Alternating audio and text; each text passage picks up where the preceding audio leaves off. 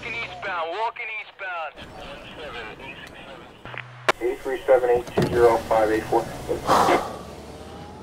So I've been debating for a while on whether or not I even really wanted to tell this story. And if I did, how exactly I would tell it. Because it's not my favorite story to tell. But I think ultimately that it's extremely important that I share this story with you guys, with whoever chooses and cares to listen, and share this with others, because I think it's really important. And it also is, it's happening to more people than just me, okay? It's happening to more and more people every single day. And I don't even think that they are aware. I don't even think that they know that they too are victims. And you got to be careful when you're recording content, because anything can happen. But much like my tripod setup, my smartphone falling to the ground and quite possibly destroying my DJI mic for the last time. One of the terms, oh shit.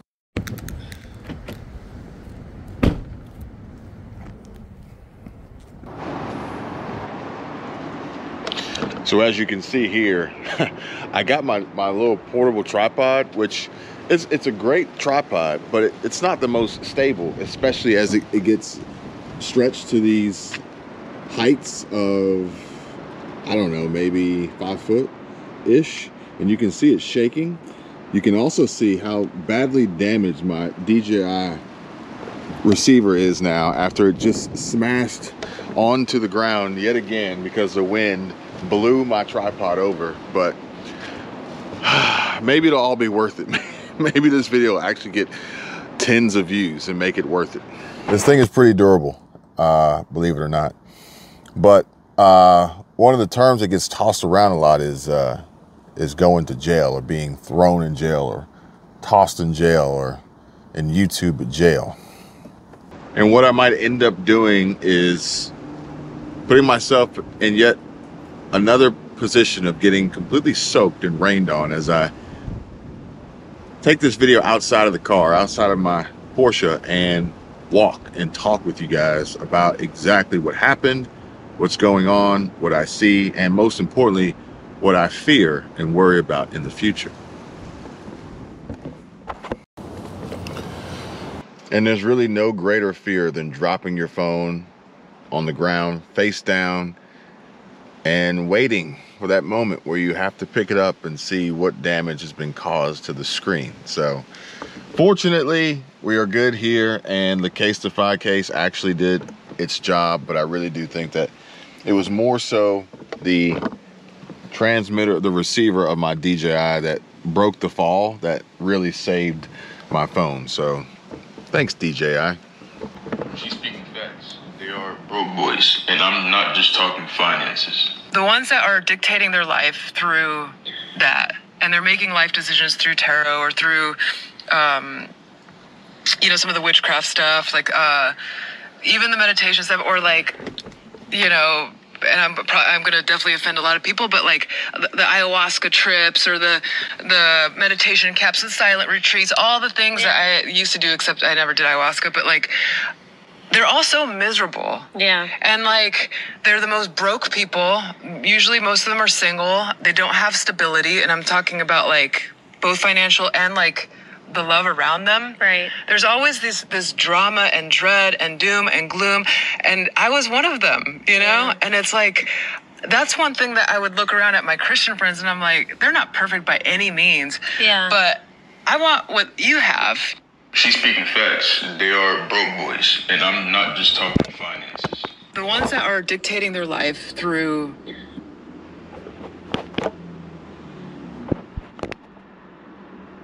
But I do think people are starting to wake up. And with the aid and the help from those popular folks like Kat Von D and other celebrities, shining light, discussing their own experiences and things that they previously have done that they no longer do, but realize and identify the the drawbacks from engaging in these activities, engaging in these trends, these habits, right? And a reoccurring theme that I'd have to say is becoming more and more discussed is cult. The word cult, which inherently anybody, even if you question the collective group in regard to, is it a cult? Well, then you brace yourself, because the fallout from that can be extreme. Because no matter what your take is on it, they've immediately stopped listening to you, and all they heard was cult. And that is actually part of the problem a little bit with the content creation. Creating of content is that you know that you're going to inevitably rub someone the wrong way, piss somebody off, trigger someone, cause people to be upset, not like, unsubscribe, you know, the whole gamut, the whole list of things that can happen. Now, this one I came across the other day, and it spoke to me. Not from the standpoint, which I do understand their standpoint, Nicole and Colette, as far as weight loss, but in regard to the other end, whoever's receiving the message, theoretically the audience, and the strategy, the marketing behind this business. And again, this is probably going to be a reoccurring theme of false advertising, but here goes. Weight, which was my real goal, was trying to lose weight. But when they speak to your ego, you get the likes, you get the comments, you get the support of everybody, because most people are stuck and asleep in their ego. So popular people tell you what you want to hear. Me and Nicole tell you the opposite, what you don't want to hear. That's why people say, you guys should have a bigger following. I can't believe you don't have more subscribers. Well, we know why we don't, because we're honest. Like, common sense will never be trending. No, and that's okay with us, because we had to save our lives by losing weight in a way that we could sustain. Jogging, and yeah, so that's from the audience, but it's also from YouTube and the algorithm, and quite possibly why right now we're seeing so many people, so many creators, so many big channels choosing to quit YouTube and leave it all behind and move on and do something else, with one of the reoccurring themes being a reduction and drop in ad revenue and a reduction and drop in impressions and reach. And so basically what it boiled down to was these folks realized, hey, I'm working harder to get the same in return or less. I'm working more to get the same in return or less. What sense does that make? I mean, granted, this is how business and society and our economy works. There has to be some level of advantage. And that advantage is essentially the advantage of the employer taking advantage of the employee for their own maximum profitable gain. But YouTube's a little bit different, because YouTube is by choice, really. They can choose to create and they can choose to quit. And we see now that they're choosing to quit. But obviously, as some leave and some exit, others will enter, others will grow. But the term YouTube jail, that's a term often tossed around after a content creator gets a strike, a community guideline strike, and ultimately is unable to post videos for whatever time frame it is. One strike, it's like a week. 2 strikes, it's like a month. 3 strikes, you're out. Now, granted, now YouTube does have this option where if you get a warning, so technically you get 4 strikes. Yeah, you get a warning, a strike 1, strike 2, so that's 3 strikes, and then the 4th one and you're out. But now they got this thing now, so if you get a warning, you can go through some continuing education, some reprogramming basically, and then they'll remove the warning for that particular infraction. So you could actually string this out a lot. But honestly, guys, don't make content that you think is going to get strikes. Now, granted, easier said than done, because YouTube continuously changes the game and changes the rules and does whatever they want, whenever they want. So it's a continuously evolving maze of convoluted finger pointing and vague updates that just makes it harder and harder for people to want to keep doing this. But there's still a love, there's still a passion behind it. Whereas you may say, well, even if I'm not making money on YouTube or being paid directly by Google through ad revenue and other Google, YouTube products, that I still want to do this. I'm still going to do this. I still love to do this. And that's why we're here, folks. That's why we keep pressing record. And so, similar to what Nicole Collette and Kat Von D and many others that I didn't include on this video have explained, is the very same problem that I have experienced and am actively working to solve right now.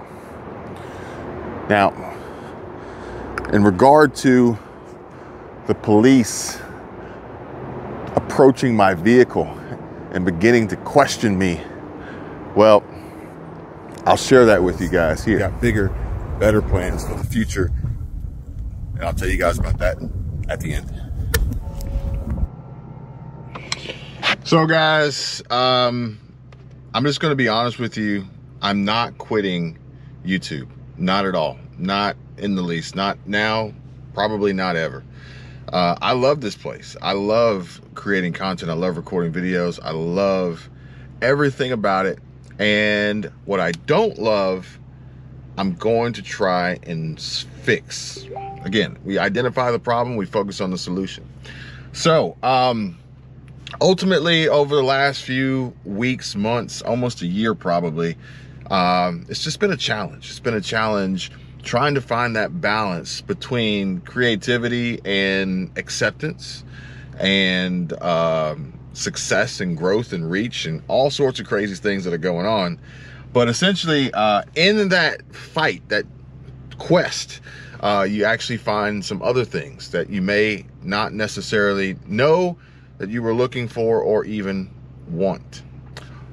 One of them being the extreme hatred and negativity that exists, not only on this platform, but just in general, in social media for that matter.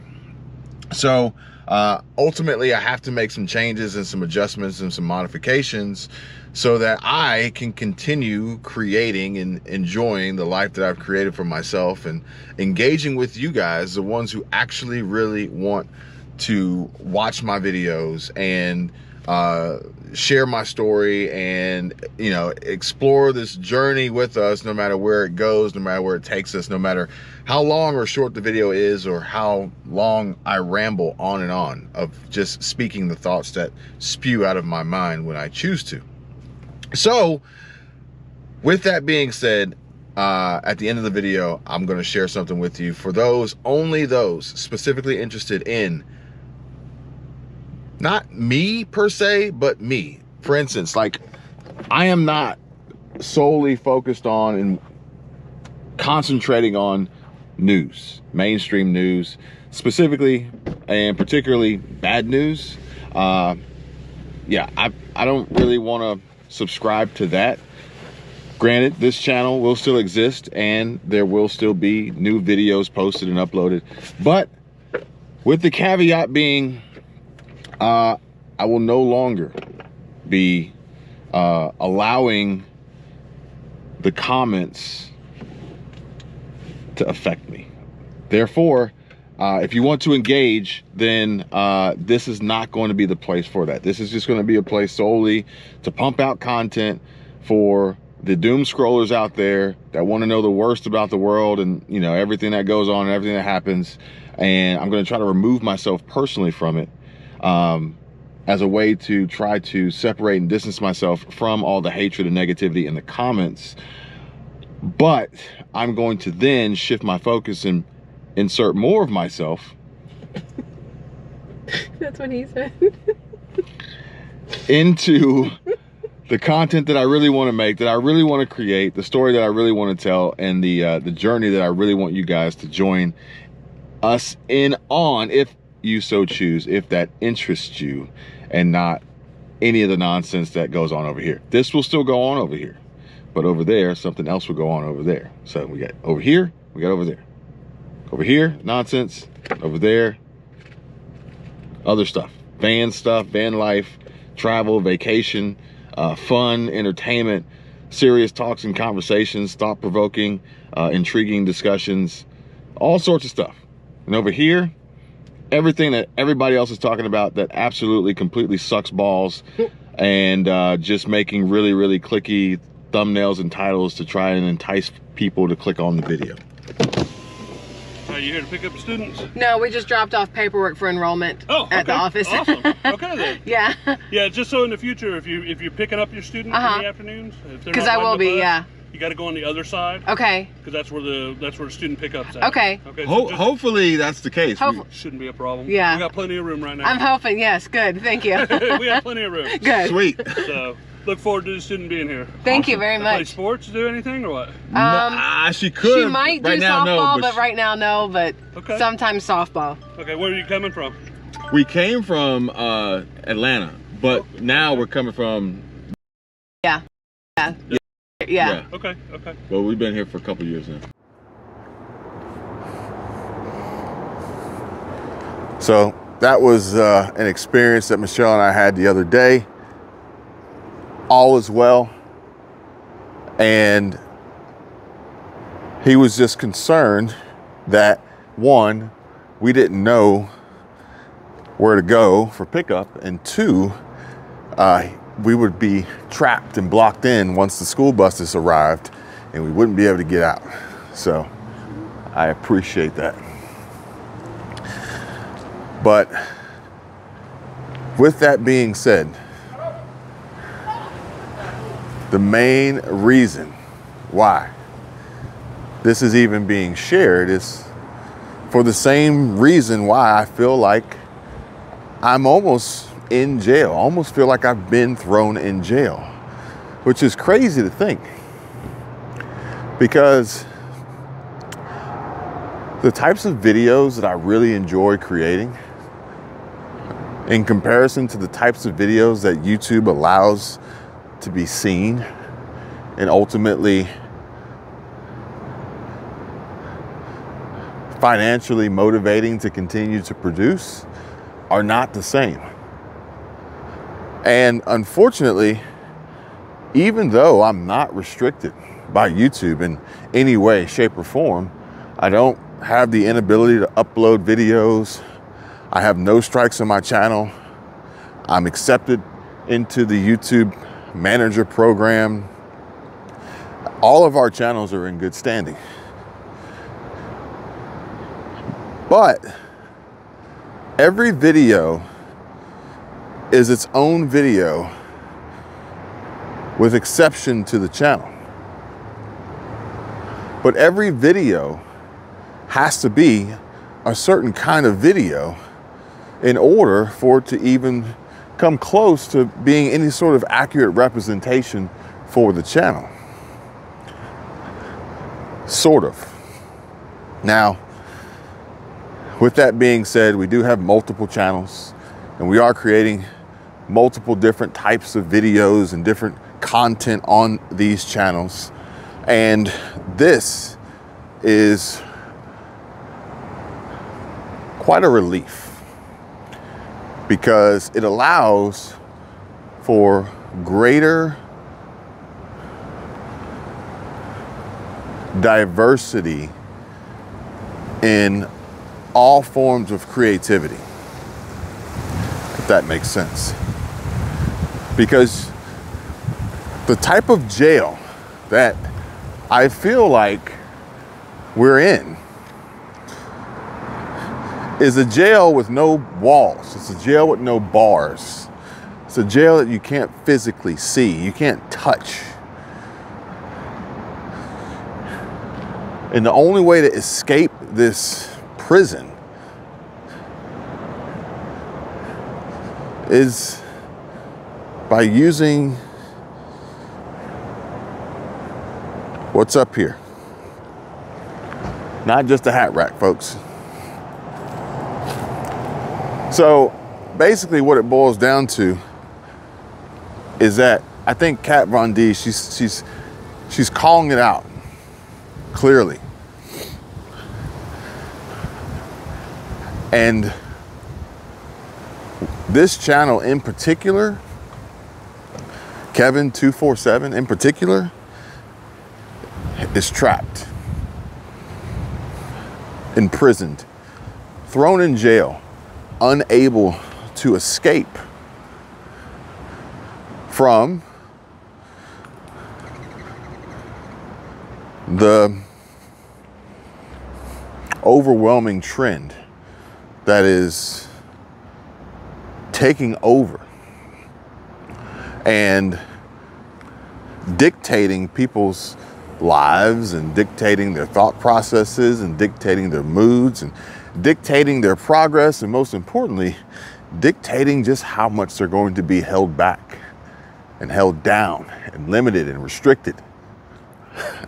And you go against that and no one will ever hear a word that you have to say. But I know this. I know this. And although I've tried, and although I really want to fight it, I know that I can't.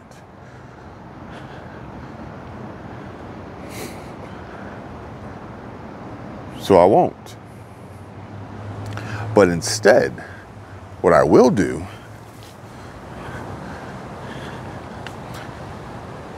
is create from the start what I'm actually trying to accomplish, for which I will then ultimately be trapped and locked into that jail. But that jail's got better food. They got a better library. They give you more time out in the yard or whatever would entice you to want to be in a different jail. Better looking guards, if they got any female guards or whatever. So the thing is as a YouTube content creator, you have to understand and realize that YouTube, the algorithm, is going to lock you in and trap you into one particular area, one particular space. But that one particular area and that one particular space of audience and niche category group is going to be based on what you tell YouTube you want it to be and where you want to be. From there, you control the narrative. And depending on which road you go down will determine how YouTube treats you. It will determine who sees you. It will determine or likely influence whether or not you want to quit or keep creating. Now, additionally, if you've made it this far, I appreciate it. But something I did touch on briefly in this video was the limited impressions and limited reach and limited views and limited growth, which not all channels, not all videos, not all analytics are created equal. But unfortunately, what it seems like is that with every change and variation of the metrics, there is a change and variation of the revenue. So at the end of the day, it all comes out in the wash, if you know what I mean. But that doesn't mean you should quit. It doesn't mean you should give up. It doesn't mean you shouldn't get started. It just means that you should know what you're getting yourself into before you jump into the deep end of that pool. And if you're already in there treading water, well, let me throw you a little lifesaver and help you out a little bit.